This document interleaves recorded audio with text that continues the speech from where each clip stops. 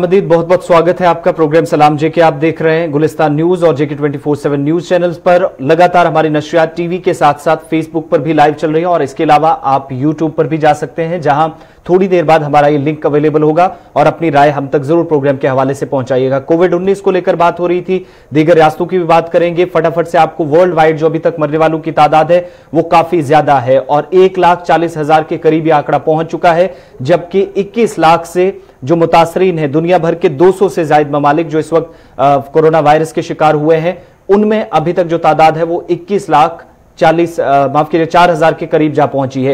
ये कल शाम तक के आंकड़े और उसके बाद आज सुबह, और अब स्टेट वाइज थोड़ी देर बाद आपको बताएंगे। लेकिन इस बीच बड़ी चीज ये भी है, कुछ लोग टेस्टिंग किट्स को, एक हमारे व्यूअर ये पूछ रहे हैं इशफाक कि टेस्टिंग फैसिलिटी जम्मू कश्मीर के अंदर जो रेड जोन्स है वहां पर 80,000 के करीब किट्स अभी भी चाहिए। क्या वो अभी हेल्थ डिपार्टमेंट के पास अवेलेबल हैं? जो ऑल ओवर इंडिया बात हो रही है तो जम्मू कश्मीर की तरफ भी जरा ध्यान दिया जाए। देखिए, टेस्टिंग किट्स के लेकर जम्मू कश्मीर में कंफ्यूजन कल था, जिसको कल सरकार ने खुद क्लियर किया कि कुछ टेस्टिंग किट्स को जम्मू ट्रांसफ़र किया गया है। और उसके बाद सरकार के जो ऑफिशियल स्पोक्स पर्सन भी है और महकमा इंफॉर्मेशन की जो डायरेक्टर है, उनकी तरफ से ट्वीट करके इस बात को जो है वो नकारा गया कि इस तरीके की कोई भी खबर नहीं है। वो बात सही है, लेकिन 80,000 टेस्टिंग किट्स दरकार है, ये ग्राउंड जीरो की रिपोर्ट है, इसमें कोई दो राय नहीं है। क्योंकि जिस तरीके से रेड जोन्स बनाए गए हैं वहाँ पर जो रैंडम सैम्पलिंग होगी तो 80,000, तो इस वक्त जो हमारे पास एदाद शुमार है वो 80,000 के करीब अगर नहीं है, लेकिन काफ़ी मुतमईन बख्श जो है वो किट्स है सरकार की तरफ से। जो वो कहा गया जब तकसीम हो गया जम्मू और कश्मीर के बीच में किट्स को, तो वो कहा गया कि जिस तरीके के हालात है उस तरीके से किट्स भी जो है वो अवेलेबल जो है वो करवाए जाएंगे। लेकिन यहाँ पर किट्स की बात अपनी जगह, उन दो बच्चियों से जरा फटाफट से मिल लीजिए जो दो बच्चियां कोविड-19 के खिलाफ अपनी तहरीर कर चुकी थी, और वो तहरीर इतनी ज़्यादा मकबूल हुई कि वज़ीर आज़म साहब को भी उसमें रिट्वीट करना पड़ा है। क्या कुछ ये दोनों बच्चियां कह रही, जरा सुन लीजिएगा। मैं बहुत ज़्यादा खुश हूँ कि प्रधानमंत्री जी ने हमारा गाना शेयर किया और ये एक बहुत बड़ी बात है, और मैं उनको थैंक्स कहना चाहती हूँ कि उन्होंने हमारे एफर्ट्स को रिकग्नाइज़ किया। और हमने जैसा कि प्रिकॉशंस, वो जैसा कि कहा करते थे कि इन प्रिकॉशंस को फॉलो करो, उनको ध्यान में रखते हुए, उनको नज़र में रखते हुए हमने ये गाना बनाया, क्योंकि हम लोगों को ये संदेश देना चाहते हैं कि हमें बस मोदी जी के साथ इस लड़ाई में अपना साथ देना है, उनका साथ देना है, ताकि हम इस महामारी के ऊपर अपनी जीत हासिल कर सकें। जैसे हम स्कूल जाते थे तो बहुत सारी अनाउंसमेंट्स होती थी कि मास्क डालो, रिस्क नहीं लेना, आपको सैनिटाइज़र कैरी करना है और ग्लव्स भी डालने हैं। तो हमने सोचा इस पर क्यों ना एक गाना बनाते हैं ताकि ये ज़्यादा से ज़्यादा लोगों तक पहुँचे और सारे लोग मिलकर इसका मोदी जी के साथ दें। तो हमने सोचा एक गाना ही बनाते हैं। तो मुझे बहुत अच्छा लगा कि मोदी जी ने हमारे सॉन्ग को रिकॉग्नाइज़ किया, उसको देखा, क्योंकि वो विश्व में इतने पॉपुलर हैं, और उन्होंने एक जम्मू से हमारे गाने को देखा। मुझे वेरी गुड। तो शाइस्ता और उनकी बहन जम्मू की दो बच्चियां जिन्होंने गाना गाया, और कुछ दिन पहले आपको याद होगा कि उधमपुर से भी दो बच्चियों का इसी तरीके से सॉन्ग सामने आया था, और बीजेपी के जो इस वक्त सीनियर लीडर्स हैं उनकी जानिब से भी उस पर रीट्वीट किया गया, उन्होंने ट्विटर पर शेयर किया, और अब वज़ीर आज़म की तरफ से शाइस्ता और उनकी बहन का ये वीडियो शेयर किया गया, क्योंकि कोविड-19 की लड़ाई को लेकर अलग अलग तरीके से नित नए अंदाज में लोग देख रहे हैं, वो आगे आकर किसी ना किसी तरीके से अपना सपोर्ट जो है वो सरकार या एडमिनिस्ट्रेशन के साथ जाहिर कर रहे हैं। चलिए अब जरा बढ़ते हैं आगे और बात करते हैं फटाफट से हम दिल्ली की भी और दिल्ली के साथ साथ अन्य स्टेट्स की भी। लेकिन उससे पहले जूम ऐप की बात जरा करें, क्योंकि जूम के हवाले से जो खदशात और इबहाम था उस पर मरकजी वजारत की तरफ से भी जो है वो बात सामने कही गई। ये मैं बात इसलिए आज ले रहा हूँ क्योंकि जब हम जम्मू कश्मीर की बात करते हैं या पूरे मुल्क की अगर आप बात करेंगे तो स्कूल, कॉलेज, यूनिवर्सिटियाँ बंद हैं, और अक्सर स्कूलों की तरफ से जो है वो ई क्लास देने का शुरू कर दिया है, और उस ई क्लासिंग के लिए इस ऐप का इस्तेमाल जो है वो किया जा रहा है। और इस ऐप के इस्तेमाल होने के साथ ही जहाँ सबसे पहले यूनाइटेड स्टेट्स की तरफ से, यूएस की तरफ से बाज़ाब्ता तौर पर रेड फ्लैग उठाया गया और ये कहा गया कि ये ऐप किसी भी तरीके से काबिल इस्तेमाल नहीं है, क्योंकि प्राइवेसी आपकी खतरे में पड़ती है, और फिर ज़्यादा से ज़्यादा हैकिंग का सिलसिला जो है वो शुरू हो जाएगा, आपके आपका जो ऐप के जरिए से एक्सेस जो होगा वो इजीली आपके अकाउंट तक मिल जाएगा उन लोगों को, और उन्होंने अपनी बात जो है वो सामने रखी थी। और यूएस ने ये कहा था, US federal bureau of investigation जो है FBI है, उन्होंने ये कहा था कि अगर आपने ये इस्तेमाल करना पहले ना करें, नॉट ए सेफ प्लेटफॉर्म उन्होंने लिखा था, लेकिन अगर आप करना है तो उसके लिए आप काफी ज्यादा मोहतात रहिए। और जब ये ऐप यहां दिल्ली के अंदर भी शुरू हुआ और मुल्क के अंदर शुरू हुआ, जम्मू कश्मीर के अंदर शुरू हुआ, तो पहले तो जम्मू कश्मीर की बदनसीबी ये है कि 4G चल नहीं पा रहा है, तो ई क्लासिंग का सिलसिला जो बच्चों का है वो काफी ज्यादा मुतासिर हो रहा है। जो बच्चे ऑनलाइन पढ़ना चाहते हैं शायद वो मुमकिन नहीं हो पा रहा है 2G के अंदर उस तरीके से जिस तरीके से मुल्क की दीगर रियासतों के अंदर बच्चे जो है वो पढ़ पा रहे हैं। ये एक अब तलक हकीकत जो है हमारे सामने है। लेकिन जहां तक इस ऐप की हम बात करें तो सारे नाजरीन जरा ख्याल रखें, कल जो गाइडलाइंस दे दी गई है उन गाइडलाइंस को फटाफट से मैं आपके सामने रखूंगा। उसके बाद सुरभि हमारे साथ मुंबई से जुड़ी है, उनके पास भी चलते हैं। लेकिन ये कहा गया कि जब भी आप मीटिंग करें इस ऐप के जरिए से, जब भी आप जोड़े तो अपनी नई आईडी के साथ जो है वो जुड़े और पासवर्ड भी बदलते रहे। दूसरी बात जो कही गई है कि जो वेटिंग रूम उसका है, यानी जब ऐप का वेटिंग रूम है उसमें तब तक ना आए जब तक एडमिन खुद ना आए और आपको लगे कि लोग आ रहे हैं, तब जाकर आप भी उसमें जो आइए। और किसी तरीके से स्क्रीनिंग शेयर ना करें, होस्ट ही जो होगा वो सिर्फ करें, बाकी ना करें। और रेस्ट्रिक्शंस जो एरियाज है, रेस्ट्रिक्टेड एरियाज जो है उनके साथ जो है वो बिल्कुल रेस्ट्रिक्टेड रखें, वहां पर उन्हें अनेबल ना करें, डिसेबल ना करें। इसके साथ साथ जो रिकॉर्डिंग फीचर्स हैं उन्हें भी रेस्ट्रिक्टेड करने की बात कही गई है। और जो एंड मीटिंग ये कोई लीव ना करें, बल्कि एडमिनिस्ट्रेटर को खुद सबको जो है वहां से हटाना होगा, ये इंश्योर करिए। और इसमें जो और भी बातें हैं वो जरा आप पढ़ लीजिएगा, क्योंकि अब सोशल मीडिया पर ये सारी चीजें जो आ चुकी हैं और ये सेफ नहीं है तब तक जब तक आप इन प्रिकॉशंस को यूज नहीं करेंगे। अब जरा बढ़ते हैं इस ऐप के साथ साथ हम मुंबई की ओर, क्योंकि मुंबई से खबर बिल्कुल अच्छी नहीं है, जो लगातार आसिफ ने आपको सुबह भी बताया था। मुंबई का हॉटस्पॉट जो है वो लगातार बढ़ रहे हैं। अब वहां पर प्रोटोकॉल बदलने की बात जो है वो BMC की तरफ से सामने रखी गई है और ये कहा गया कि पिछले 14 दिन की अगर टैली को देखा जाए तो हर दिन किसी न किसी तरीके से केसेस जो है वो बढ़ रहे हैं। तो हम सीधे सुरभि का रुख करते हैं। सुरभि जरा अपडेट करें कि नए प्रोटोकॉल्स क्या है टेस्टिंग के हवाले से और क्या कुछ BMC कर रही है कोविड-19 से निपटने के लिए। देखिए इस वक्त जिस तरह से मुंबई में लगातार ये संक्रमण का आंकड़ा बढ़ रहा है, तो हर दिन जो है तकरीबन 15,000 से ज्यादा लोगों की टेस्टिंग की जा रही थी और उसके चलते मैन पावर की भी बहुत ज्यादा आवश्यकता थी और समय भी बहुत ज्यादा व्यतीत हो रहा था। तो ऐसे में BMC ने एक नया फैसला लिया है। उस फैसले में साफ तौर पर कह दिया है कि जो टेस्टिंग की प्रक्रिया है उसमें बहुत ज्यादा चेंजेस लाए जाएंगे। अब इसमें जो है रोजाना इतने लोगों की टेस्टिंग नहीं की जाएगी, लेकिन जिसमें ज्यादा सिम्टम्स दिख रहे हैं, जो खास तौर पर जिसमें कफ है, फीवर है या फिर कोल्ड कफ जिसे हम कह सकते खांसी है, उन्हीं लोगों की टेस्टिंग की जाएगी। और खास तौर पर जो ट्रैवल जिसकी हिस्ट्री रह चुकी है उन लोगों की टेस्टिंग की जाएगी। और साथ ही में जो इन लोगों के एकदम घनिष्ठ संपर्क में आते हैं, जो एकदम क्लोज कॉन्टैक्ट में होंगे लोग, फिर वो चाहे उनके फैमिली मेंबर्स हो सकते हैं या फिर अन्य सदस्य जो ट्रैवल के दौरान उनके साथ थे, उन लोगों की टेस्टिंग की जाएगी। और साथ ही में जिनमें हाई सिम्टम्स नजर आते हैं और उसके अलावा अगर प्रेग्नेंट महिलाएं हैं या फिर हाइपरटेंशन के मरीज है या फिर विक्टिम व्यक्ति है या फिर कैंसर पेशेंट्स है, उनके भी टेस्टिंग की जाएंगी। हालांकि इनमें अगर सिम्टम्स नहीं है बट फिर भी की जाएगी, क्योंकि जिस तरह से देखा गया है कि संक्रमण जो है वृद्ध लोगों में और खास तौर पे बच्चों में या फिर प्रेग्नेंट महिलाओं में जल्दी हो जाता था। तो ऐसे समय ये बहुत महत्वपूर्ण होगा कि लोगों की भी टेस्टिंग की जाए। BMC ने साफ तौर पे कह दिया है इस बात की जिस तरह से लगातार ये आंकड़ा बढ़ रहा है, लेकिन यहाँ पर साफ ये है कि जहाँ पर मुंबई की बात करें जाए तो मुंबई में बहुत ज्यादा पैमाने पर टेस्टिंग की जाती थी, इसलिए ये जो चीज है बाहर निकल के आती थी और इसके चलते समय भी बहुत ज्यादा था और मैन पावर का भी बहुत ज्यादा इस्तेमाल हो जाता था। लेकिन अभी इसको रेस्ट्रिक्टेड कर दिया है और रेस्ट्रिक्टेड करने के बाद अभी केवल सिम्टम्स जिसमें पाए जाते हैं उन्हीं की टेस्टिंग की जाएगी। और साथ ही में दूसरा ऐलान ये भी कर दिया है BMC ने कि अब सेग्रीगेट किया जाएगा।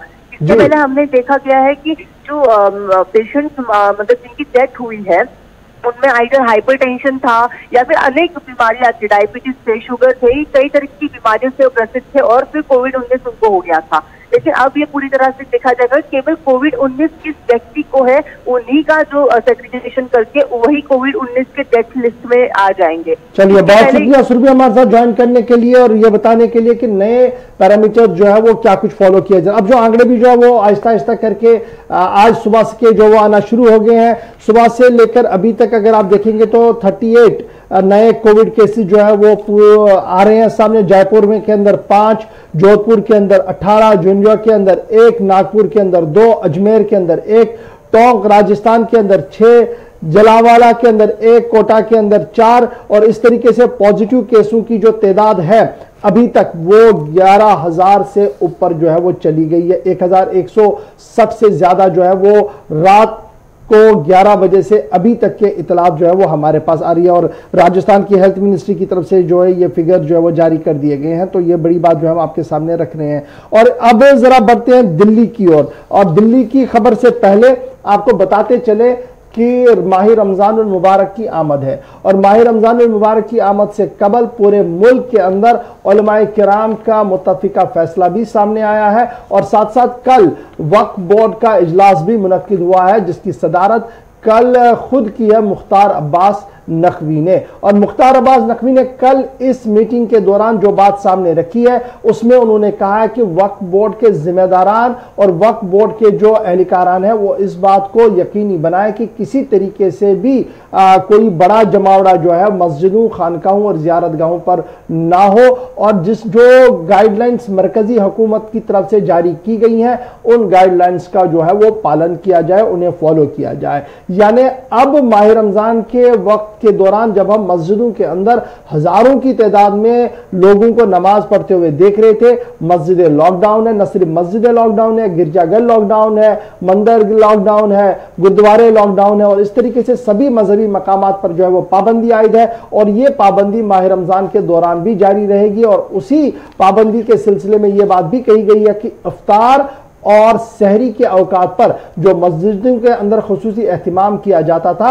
उससे भी परहेज किया जाए और सोशल डिस्टेंसिंग का खास ख्याल रखा जाए। मुख्तार अब्बास नकवी ने कल सभी उलमा से ये दरख्वास्त की है कि वो भी अज खुद सामने आकर लोगों से ये दरख्वास्त करे, क्योंकि हुकूमती सतह पर जिस तरीके से एनफोर्स करना था वो कर चुका है, लेकिन ग्राउंड जीरो पर बहुत ज्यादा जरूरत है कि उलमा जो है वो सामने आए। इसके साथ साथ हमने देखा कि जम्मू कश्मीर समेत मुल्क भर के उलमा की तरफ से भी मुत्तफिका तौर पर फैसला सामने आया है, जिसमें यह कहा गया है कि सिर्फ अजान मस्जिद के अंदर होगी और मुअज्जिन, इमाम और एक आदमी जो है वो नमाज पढ़ेगा वहां पर, और वहां पर भी सोशल डिस्टेंसिंग का ख्याल रखा जाएगा। आम लोगों के लिए किसी तरीके से भी मस्जिद के अंदर न तो तरावी और ना ही 5 वक्ता नमाज की इजाजत होगी। मुत्तफिका तौर पर जम्मू कश्मीर समेत मुल्क की सभी रियासतों के उलमा का फैसला सामने आया। इसके साथ साथ और भी कुछ बातें इसके साथ जुड़ी हुई है, वो बताएंगे आपको आसिफ जी। आसिफ, बिल्कुल, जब उलमा इकराम की बात हो रही है तो मजहबी, सियासी, समाजी लीडरान भी आगे आकर लोगों से अपील कर रहे हैं कि अब जब माह रमजान मुबारक शुरू होने जा रहा है तो कहीं पर भी हम देखते थे कि सार्वजनिक तौर पर प्राइवेट चाहे वो लोग खुद करें, आज खुद आगे आकर लोग ये करते थे कि इफ्तार पार्टी कहीं पे भी की जाती थी। हॉस्पिटल्स के बाहर हमने देखा था कि पब्लिक प्लेसेस पे लोगों को आमंत्रित किया जाता था, बुलाया जाता था। लेकिन इस बार कल जो मुत्तफिका फैसला हुआ, तमाम स्टेट्स के जो औकाफ के जिम्मेदारान थे, जो आपने पहले भी बताया, उनकी तरफ से जिम्मेदारी ली गई है कि कोशिश की जाएगी कि कम से कम इन इफ्तार पार्टीज को रोका जाए और लोगों की मस्जिदों के अंदर नमाजियों की तादाद कम से कम हो, उस पर भी ध्यान दिया जाएगा। और इस बीच अब ऑल इंडिया मजलिस इत्तेहादुल मुस्लिमीन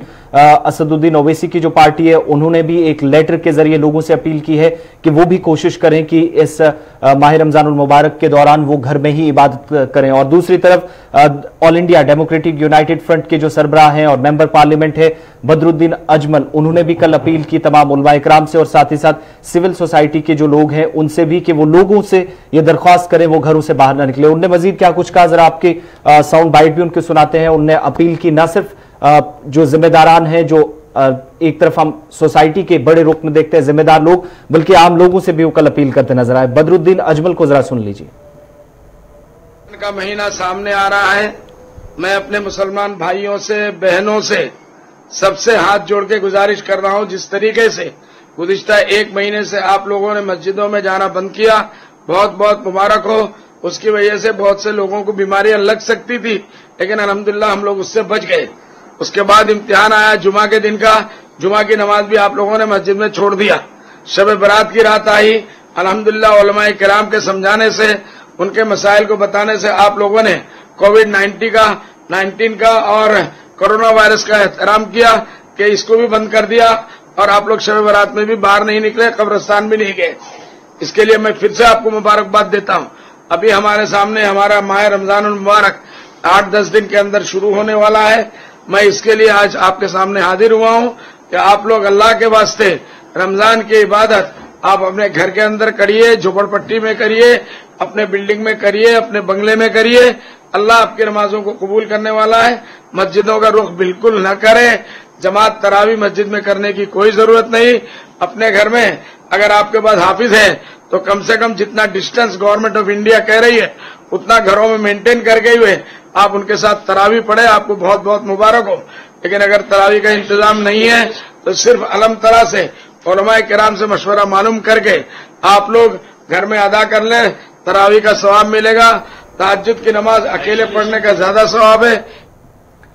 बदरुद्दीन अजमुल अवाम से अपील कर रहे थे कि मसाजिद के बजाय कोशिश ये करें कि घरों में ही इबादत की जाए। और जब लॉकडाउन में रिस्ट्रिक्शंस की बात होती है, ना सिर्फ आम लोग बल्कि फौज ने भी अब उन तमाम गाइडलाइंस को पहले ही फॉलो करना शुरू कर दिया है जो सरकार की तरफ से जारी की गई हैं। और फौज की तरफ से भी कोई मूवमेंट 19 तारीख तक जो ऑफिशियल डिक्लेरेशन हुई है, कहीं पर कोई कैंटोनमेंट है या कहीं पर कोई यूनिट है उसके बाहर मूवमेंट नहीं होगी। 19 तारीख तक फिलहाल उस पर रोक लगा दी गई है। और इसके बावजूद हम देख रहे हैं अशफाक मुख्तलिफ मकामात पर जहां लोग आज भी मनमानी कर सड़कों पर आ रही है, उनके खिलाफ भी पुलिस का क्रैकडाउन जारी है।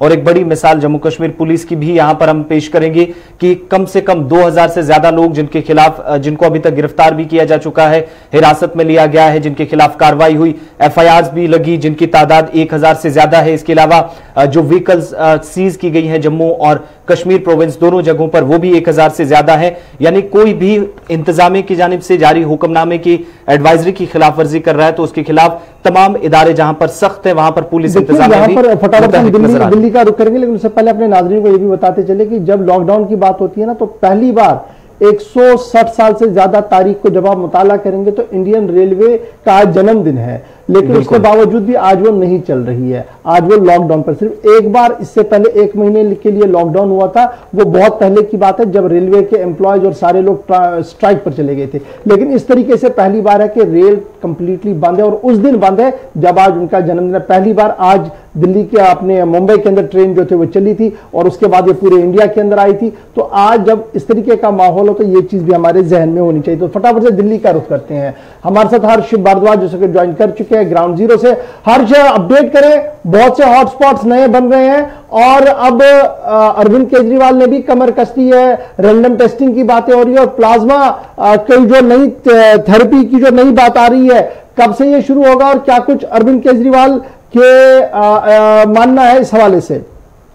इशफाक, आपने बिल्कुल सही कहा। जो एरिया है वो बढ़ रहे हैं लगातार। 60 एरिया को अब तक पूरी तरीके से सील किया जा चुका है। इसमें नए शाहीन बाग हैं, अबुल फजल एनक्लेव है, शाहदरा का ईस्ट रामनगर है, यानी ये पूरी तरीके से सील किए जा चुके हैं पूरे एरिया। और अगर हम बात करें दिल्ली के अलग अलग इलाकों की, नॉर्थ दिल्ली को हो चाहे फिर साउथ दिल्ली हो, पूरी तरीके से सख्ती बढ़ती जा रही है। जिस तरीके से केजरीवाल कह रहे थे कि हम पूरी सतर्कता बरत रहे हैं और पूरी तैयारी हमारे पास है, राशन की भी वो बात कर रहे थे, लेकिन ग्राउंड की इस तरीके से आप बात करें कि ग्राउंड रियलिटी क्या है।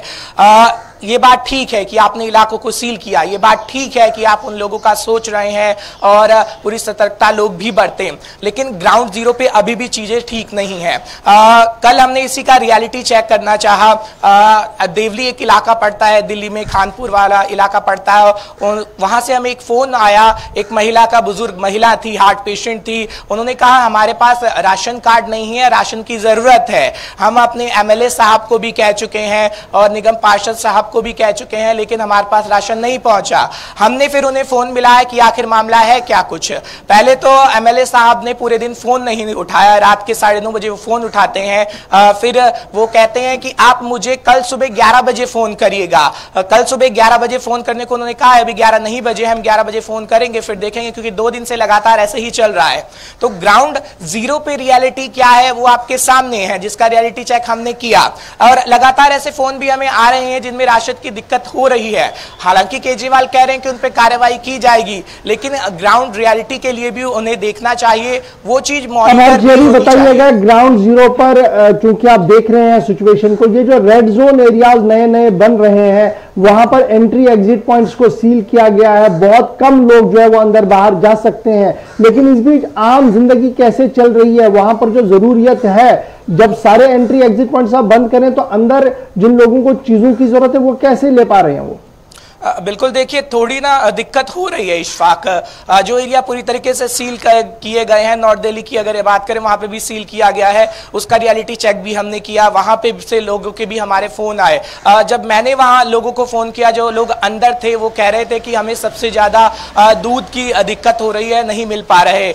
3 महीने का बच्चा है, उनको वहां पर दूध उपलब्ध नहीं हो पा रहा। हालांकि वो सुबह कहते हैं अपने SHO को और उनको शाम तक जाके दूध मिल पाता है। तो दिक्कतें अंदर जो सील एरिया है उनको हो रही है। जब आपने एरिया को सील किया है पूरी तरीके से हॉटस्पॉट, ये अच्छी बात है, बहुत अच्छी बात है, आपने उसको सील कर दिया। लेकिन जो लोग अंदर रह रहे हैं उसमें 3 महीने का बच्चा भी है, बुजुर्ग भी है, जो कि पूरी तरीके से हार्ट पेशेंट है, शुगर के मरीज हैं, उन तक वो चीजें भी पहुंचनी चाहिए।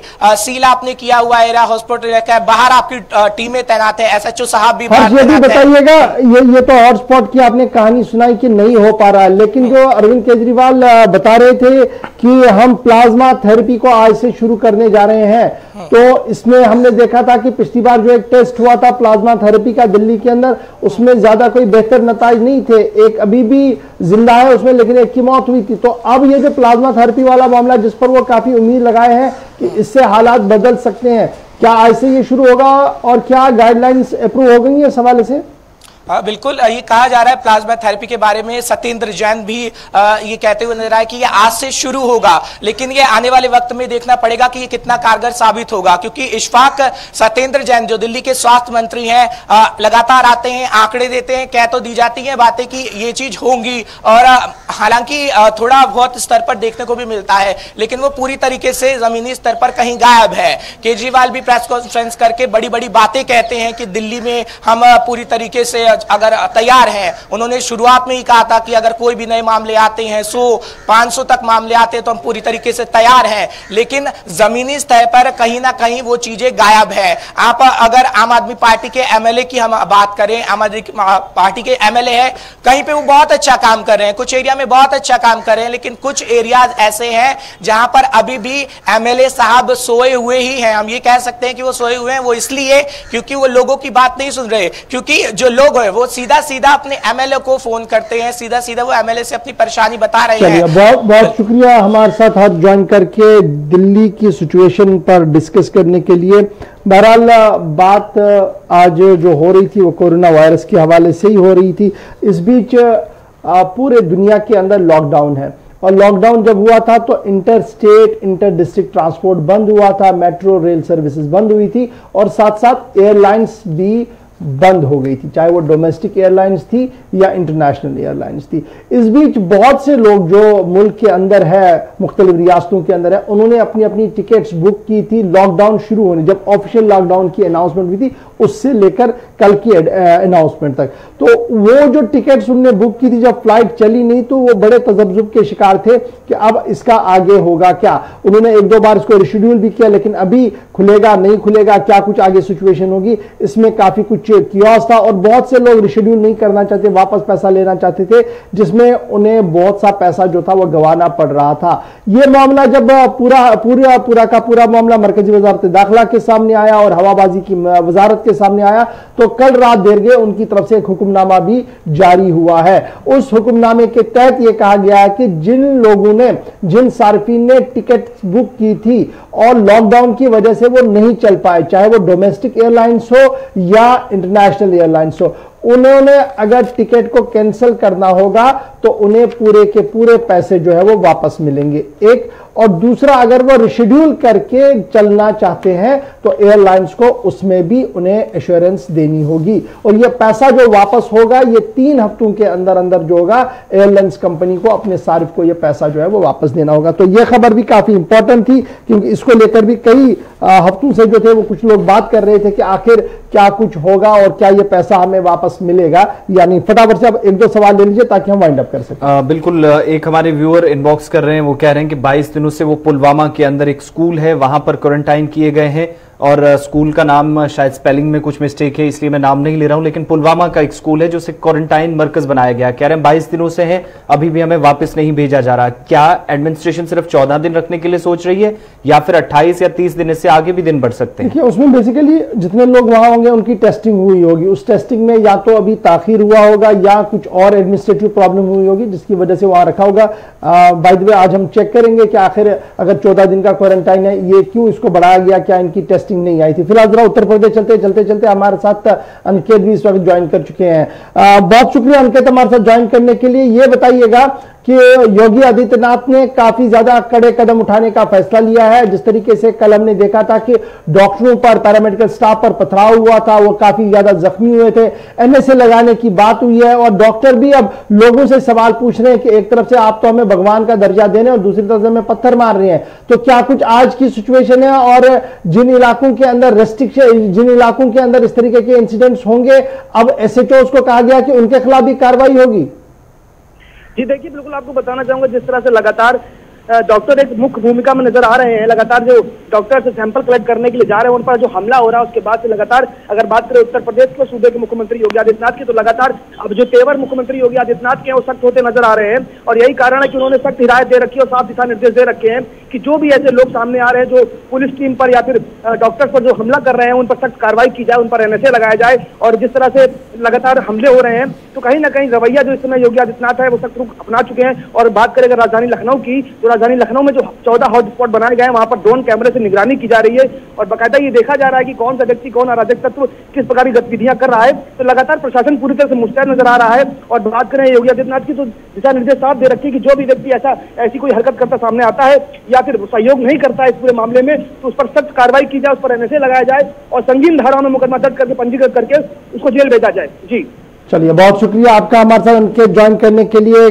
काफी ज्यादा सख्त कदम जो है वो उठाए गए हैं योगी आदित्यनाथ की तरफ से। अब आपको जरा ये भी बताते चले कि मरकजी वजारत दाखिला की तरफ से एक और कॉरिजेंडम ऑर्डर जो है वो सामने आया है जो परसों उनकी तरफ से आया था और उसमें अब कुछ और चीजें जो है वो ज्वाइन बढ़ा दी गई है। एग्रीकल्चर और हॉर्टिकल्चर एक्टिविटीज को उसमें इंक्लूड कर दिया गया और ये जो एक्टिविटीज उसमें इंक्लूड कर दी गई है उनसे collection, harvesting and processing of minor forest produces, MFPs जिनको हम कहते हैं, non timber forest production, NTFP को भी लाया गया और शेड्यूल ट्राइब और अदर लोग जो फॉरेस्ट के अंदर जाना चाहते हैं उन्हें इसमें जो है वो राहत दे दी गई है। इसके साथ साथ प्लांटेशन के हवाले से बैम्बो, कोकोनट और दीगर हार्वेस्टिंग जो अभी जो प्लांटेशन के ड्राइव कुछ इलाकों के अंदर है वहां पर मार्केटिंग और सेल के लिए वो चीजें दस्तियाब रहे, इस हवाले से भी क्लियरेंस जो है वो दे दी है कि वो सेल अवेलेबल रहे, लोग खरीद सके और वो लगा सके, इस पर भी जो वो क्लियरेंस आई है। फाइनेंस सेक्टर में कल कुछ क्लियरिटी नहीं थी, आज बहुत ज्यादा क्लियर कर दिया गया है। Non banking financial institute NBFC including housing finance companies HFCs and micro finance institute NBFC और MFIs वो भी मिनिमम स्टाफ के साथ और कोऑपरेटिव सोसाइटी मिनिमम स्टाफ के साथ जो है वो चल सकती है। Construction activities in rural areas के अंदर आप कंस्ट्रक्शन फैसिलिटी कर सकते हैं, लेकिन सरकारी काम होना चाहिए जिनमें वाटर सप्लाई को यकीनी बनाना, सैनिटेशन की पाइपें लगाने के लिए, अगर पावर लाइंस कहीं खराब हो रही हैं उसको दोबारा उखाड़ने लगाने के लिए आपको, और टेलीकम्युनिकेशन की ऑप्टिकल फाइबर में अगर खराबी हो, केबल का अगर कोई प्रॉब्लम है तो उन्हें जो है वो रिलैक्स दे दिया गया है इन एक्टिविटीज को शहर और देहात के अंदर काम करने के लिए। तो ये नया ऑर्डर जो है ये काफी इंपॉर्टेंट था, इसमें ये अभी थोड़ी देर पहले जो है मरकजी वजारत दाखिला की तरफ से जो है जारी कर दिया गया। तो आसिफ, इस वक्त हम अपने नाजरीन से लेंगे रुखसत। बिल्कुल, चलते चलते एक अच्छी खबर भी सुना दें, न सिर्फ व्हाट्सएप यूजर्स के लिए बल्कि जो इंटरनेट यूजर्स हैं उनके लिए अच्छी खबरें हैं, क्योंकि अब जो फीचर्स हैं व्हाट्सएप के वो खबर ये आ रही है कि अपडेट होने जा रहे हैं। और पहले हम ग्रुप कॉल्स करते थे तो 4 लोगों से बात हो पाती थी, लेकिन कोविड-19 में लॉकडाउन है, कर्फ्यू है, 144 मुख्तलिफ इलाकों में लगा है, तो ये देख रहे हैं कि लोग घरों से बैठकर मैसेंजर के जरिए या फेसबुक के थ्रू लोगों से, अपने रिश्तेदारों से, अपनों से बात करने की कोशिश में लगे रहते हैं। और इस बीच व्हाट्सएप की तरफ से एक राहत पहुंचाने की खबर यह आई है कि बहुत जल्द इसे अपडेट किया जा रहा है तमाम फीचर्स को, और इन फीचर्स के बीच ये होगा कि 4 से ज्यादा एक लिमिट सेट की जाएगी 4 से ज्यादा लोग भी एक दूसरे से बात कर पाएंगे। 8 और 10 जितनी भी लिमिट रखी जाएगी आने वाले दिनों में और बहुत जल्द। और खबर यह भी है कि ये पूरा सेटअप जो है वो तैयार हो चुका है, सिर्फ बहुत जल्द अब इसे लॉन्च भी किया जाना बाकी है। चलिए, बहुत शुक्रिया आप सभी दोस्तों का हमारे साथ ज्वाइन करने के लिए, व्यूअर्स का ज्वाइन करने के लिए। कल सुबह 8:30 बजे होगी मुलाकात, प्रोग्राम रहेगा सलाम जेके, लेकिन अपना फीडबैक हम तक जरूर पहुंचाइएगा। अल्लाह हाफिज।